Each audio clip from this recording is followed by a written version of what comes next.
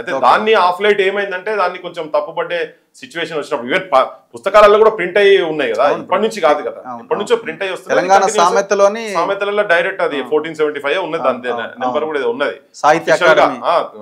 తెలుగు సాహిత్య academy కాడికెళ్ళి clear గా ఉన్నాయి, దాంట్లో ముఖ్యమంత్రి లెటర్ ఉన్నది, ఇవన్నీ ఉన్నాయి. కానీ ఏంటంటే కొంచెం అక్కడక్కడ దాన్ని మిస్యూజ్ చేసేటువంటి సిచ్యువేషన్ వచ్చినప్పుడు ఆ మాట్లాడే సందర్భాన్ని బట్టి కూడా, ఇప్పుడు కొన్ని పదాలు ఇంగ్లీష్ లో తెలుగులో సేమ్ అర్థాలు ఇచ్చేటి వాటిని ఏ సందర్భంలో వాడతాం అనే దాన్ని కూడా ఉంటది అది.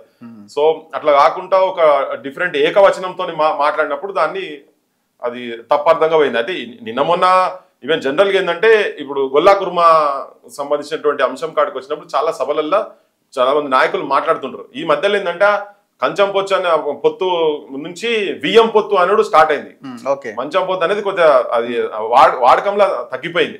సరే అది సర్కాస్టిక్ గా ఏకవచనంలో మాట్లాడింది కాబట్టి అది డెఫినెట్ గా దానికి తలిగింది అని.